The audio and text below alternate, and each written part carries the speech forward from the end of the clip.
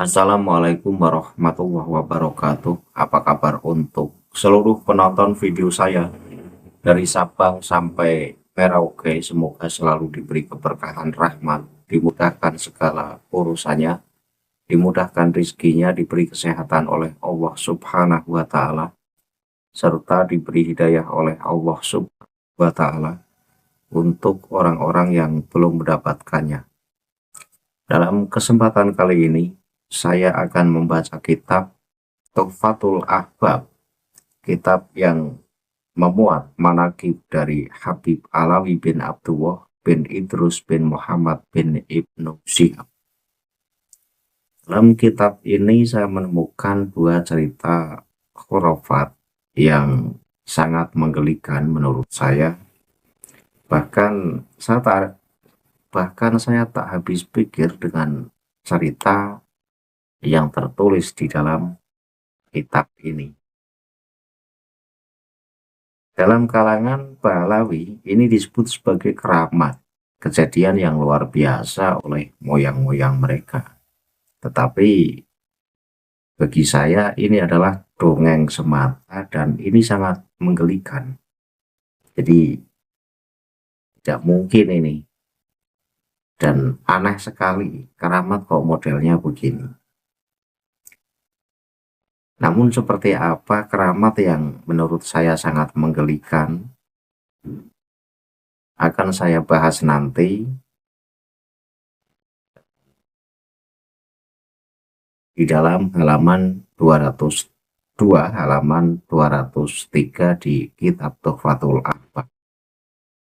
Sebelum masuk pada pembahasan itu, untuk seluruh penonton dari manapun semua yang belum subscribe channel saya bisa tekan tombol subscribe, kemudian like, serta share video ini ke teman-teman semua, agar yang belum tahu menjadi tahu. Yakinlah bahwa munculnya channel ini semata-mata untuk memberi edukasi kepada seluruh umat muslim di Indonesia agar tidak terjerat oleh doktrin-doktrin sesat yang dilancarkan oleh klan atau golongan yang mengklaim dirinya sebagai keturunan Rasulullah dengan mengatasnamakan agama.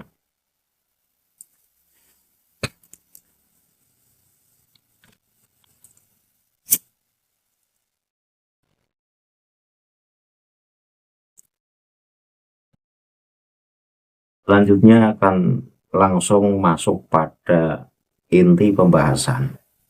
Jadi apa yang akan saya baca adalah kitab Tuhfatul Ahbab halaman 202, halaman 203.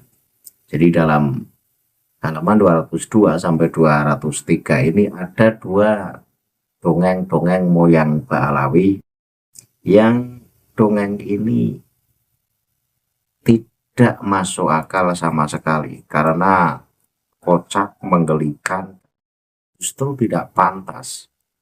Tapi inilah kitab Pahlawi, tak lepas dari penyajian dongeng-dongeng khurafat yang menurut kalangan mereka sebagai keramat. Nah, tagnya akan saya tampilkan di layar sebagai bukti bahwa apa yang saya sampaikan ini ada data, berdasarkan data yang tertulis di dalam kitab milik Habib Pahlawi itu sendiri.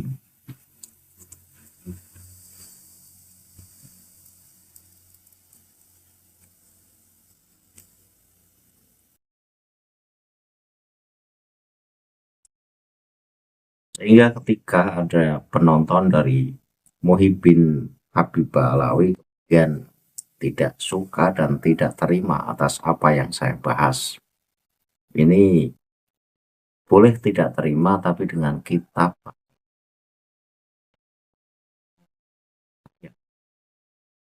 saya hanya membaca apa yang tertulis di kitab Pahlawi.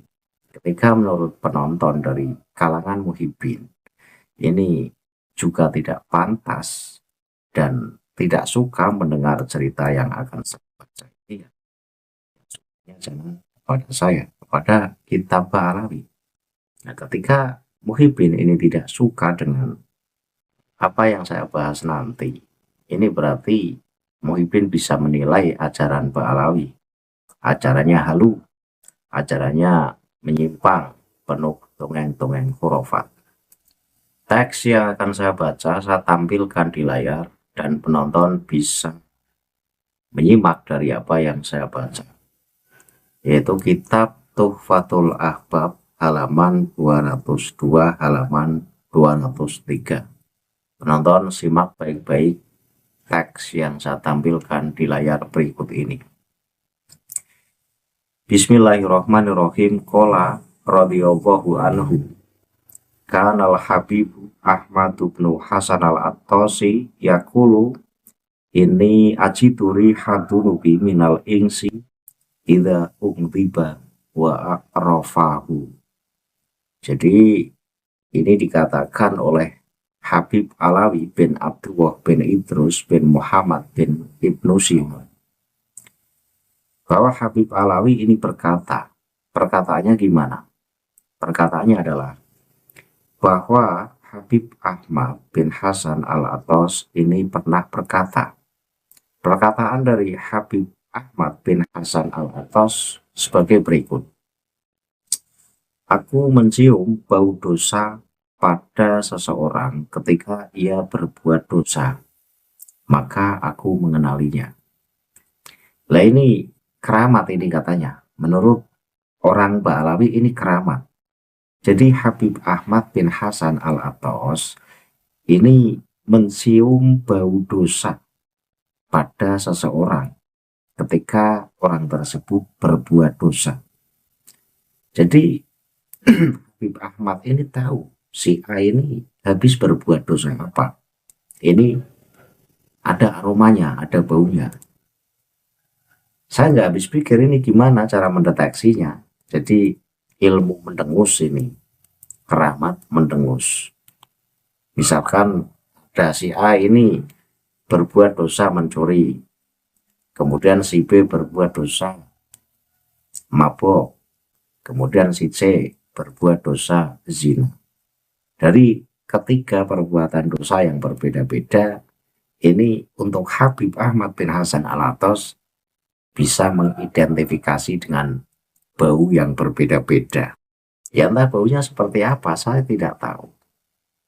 Dan saya rasa ini aneh ketika manusia ini jumlahnya ratusan juta yang sudah meninggal. Kemudian Habib Ahmad bin Hasan al-Attas ini mengklaim bahwa dirinya mencium bau dosa dari orang-orang yang melakukan dosa. Ini apakah hidungnya ini justru nggak rusak? Karena dalam setiap detik ini menghirup bau yang beraneka ragam dari dosa-dosa yang beraneka ragam pula.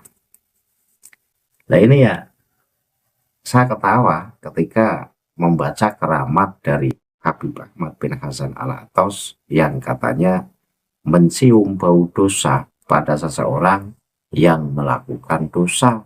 Habib Ahmad ini mengenali ciri-ciri dari bau. Ini baunya seperti ini berarti dosa berbuat zina. Ini baunya beda lagi nih, berarti ini perbuatan dosanya mencuri. Ini baunya agak-agak kecut atau gimana, berarti ini dosa mabok misalnya. Saya rasa ini nggak mungkin terjadi. Lah ini kan halu tingkat tinggi yang seringkali ditampilkan oleh kitab-kitab Ba'alawi dalam menceritakan moyang-moyang mereka. Lah, ini akan menjadi penguat untuk orang-orang yang menolak bahwa Ba'alawi sebagai keturunan Rasul. Pantaskah keturunan Rasul kemudian kitabnya saja isinya halu, kitabnya saja isinya amburadul, bahkan sesuatu yang tidak terjadi saja dianggap terjadi. Jadi saya rasa nggak ada manusia yang sanggup mencium bau dosa. Jadi bisa mengidentifikasi dosa seseorang lewat bau. Dan ini namanya keramat mendengus. Hanya Habib Ba'alawi yang punya. Wali-wali selain dari Ba'alawi nggak ada. Jadi ini keramatnya aneh. Misalkan perbuatan dosa ini jumlahnya ada ratusan ribu ya. Jadi tindakan-tindakan yang menjadikan dosa pada manusia ini kan jumlahnya banyak.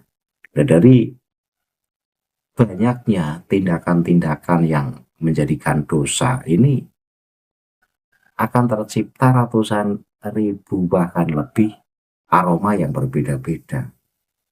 Tapi Habib Ahmad bin Hasan Al-Attas ini bisa mengidentifikasi, oh itu baunya agak semasem dikit, oh itu baunya kayak bau kentut misalnya, itu dosanya dosa apa itu. Nah ini kan nggak masuk akal. Sekali lagi ini adalah keramat yang sangat tidak masuk akal dan ini hanya dibuat-buat. Ini yang ada di halaman 202. Kemudian saya lanjut, ini lebih menggelikan lagi. Di halaman 203 kitab Tuhfatul Ahbab, ini juga pernyataannya sangat menggelikan dan kocak. Saya baca teksnya dan penonton bisa simak tulisan yang saya tampilkan di layar.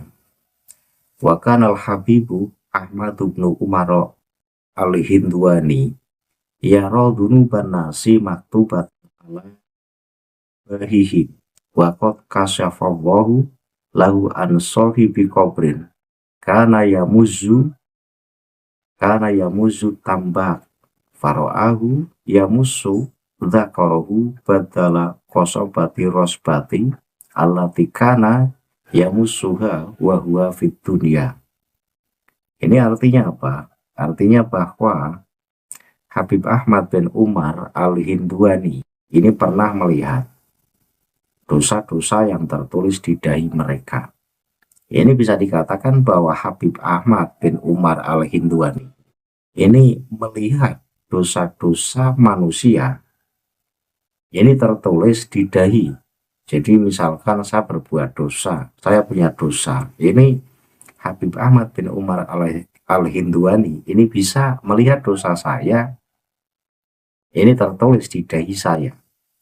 Tentu keramat yang semacam ini andai kan benar-benar terjadi dan Habib Ahmad bin Umar al-Hindwani ini memiliki keramat yang semacam ini, ya berarti tidak ada rahasia lagi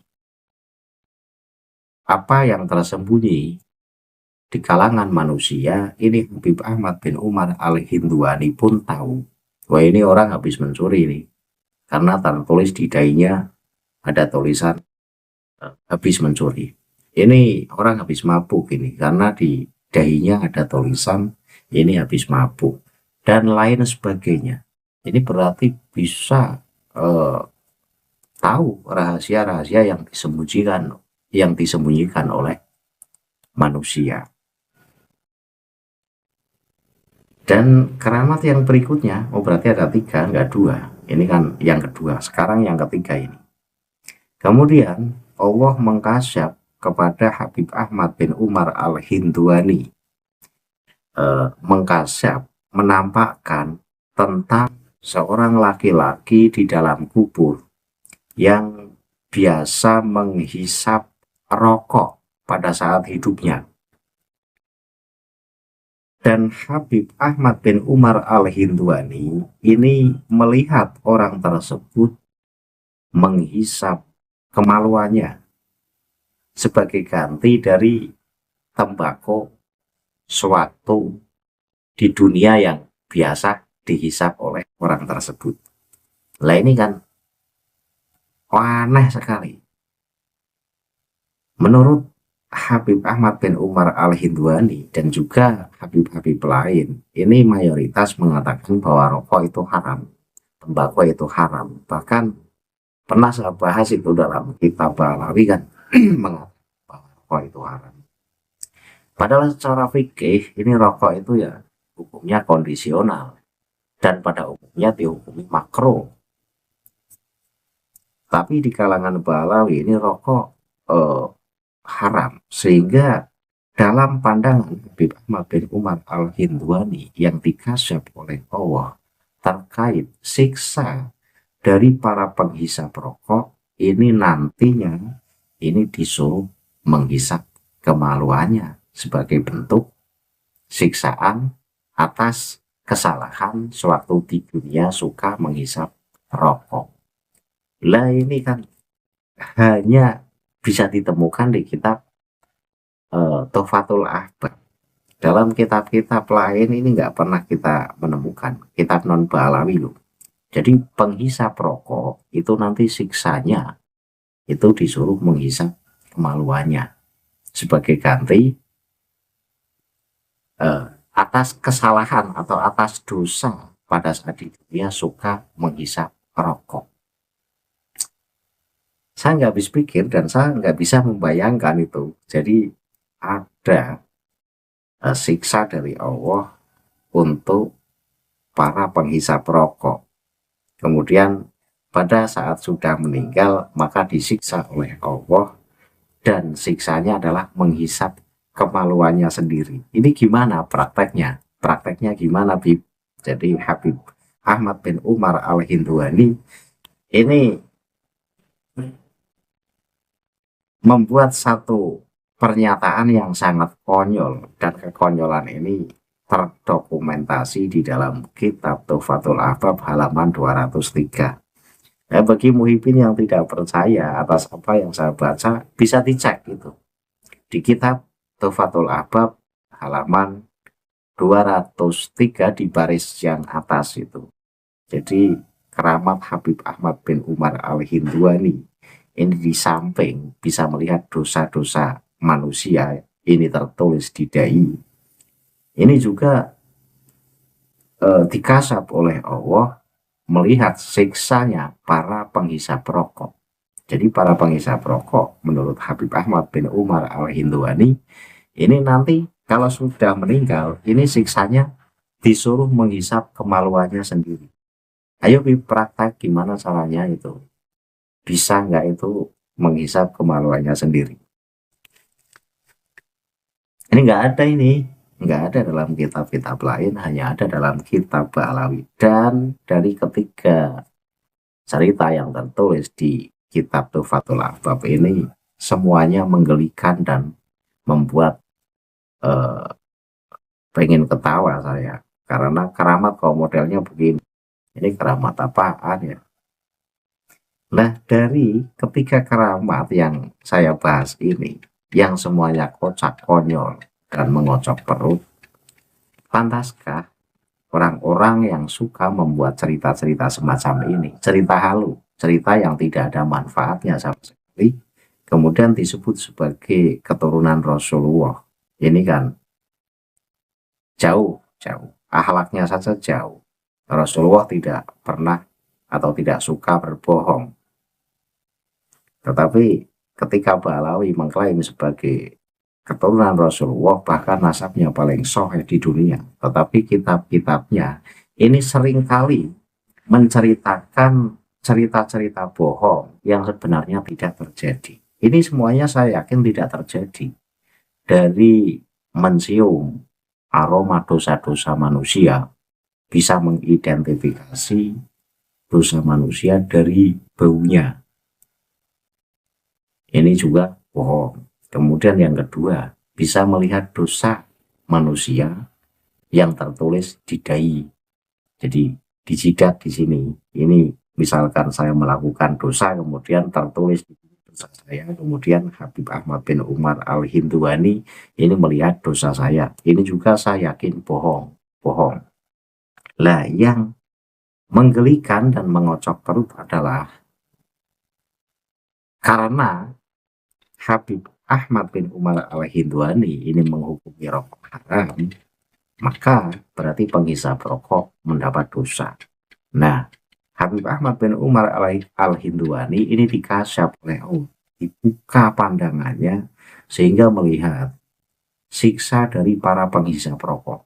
Nah, penghisap rokok disiksa nanti setelah meninggal itu siksanya menghisap kemaluannya sendiri sebagai ganti dari hisapan rokok suatu hidupnya. Ayo muhibin, percaya nggak ini apa yang tertulis di kitab Tuhfatul Ahbab? Percaya nggak muhibin? Jangan merokok kalau masih menjadi muhibin, karena nanti kalau mati disuruh menghisap kemaluannya sendiri sesuai kitab Tuhfatul Ahbab. Nah, saya kan menghisap rokok, saya bukan muhibin, dan saya mengikuti pendapat ulama yang mengatakan bahwa rokok itu makruh, nggak usah. Kalau muhibin ya jangan merokok, karena ancamannya ngeri loh. Ini di kitab Tuhfatul Ahbab halaman 203. Ini siksanya nanti untuk para penghisap rokok, ini disuruh menghisap kemaluannya sendiri. Ya kocak, kocak. Muhibin bisa praktekkan di mana cara menghisap kemaluannya sendiri. Mau nungging, mau apa, monggo terserah praktekkan. Dan dari kitabnya saja sudah kacau kayak gini kok. Kitab kok isinya kacau kayak gini. Nggak ada dalam kitab-kitab fikih dan kitab-kitab ulama lain, ini nggak ada. Yang ada dalam kitab Ba'alawi. Jadi sekali lagi, siksa para penghisap rokok nantinya setelah meninggal itu disuruh menghisap kemaluannya sendiri sebagai ganti dari hisapan rokok suatu di dunia. Muhibin percaya silakan, nggak percaya berarti ya jangan menjadi muhibin. Kalau menjadi muhibin harus percaya walaupun otak tidak menerima. Ya kalau tidak percaya tapi masih menjadi muhibin ya tanggung. Kalau saya nggak percaya karena isinya dongeng-dongeng. Ya Habib itu memang kemampuannya ya dongeng, dongeng bohong, nggak terjadi, membesar-besarkan kehebatan moyang-moyangnya, padahal tidak ada kehebatannya, tapi diglorifikasi sebagai moyang-moyang yang hebat. Ya hebat, hebat ngibulnya. Terbukti kitab-kitab Ba'alawi yang mengisahkan tentang keramat-keramat moyangnya ini 90% isinya ngibul. Isinya ngibul. Lah orang yang suka ngibul kemudian ngaku sebagai cucu rasul yang soheh, yang tersoheh di dunia, ya hanya Mukibin yang percaya. Saya nggak percaya. Jujur saya menolak ketika Habib Ba'alawi mengaku sebagai keturunan Rasulullah. Saya kira cukup ya apa yang saya bahas. Ini saya yakin penonton paham. Ingat-ingat sekali lagi, saya warning kepada muhibin. Jika masih menjadi muhibin para Habib Ba'alawi, jangan sekali-kali merokok. Karena ketika masih tetap merokok, maka nanti siksanya ini disuruh menghisap kemaluannya sendiri. Akhirul kalam, billahi taufiq wal hidayah. Wassalamualaikum warahmatullahi wabarakatuh. Salam maras untuk seluruh muslim di Indonesia.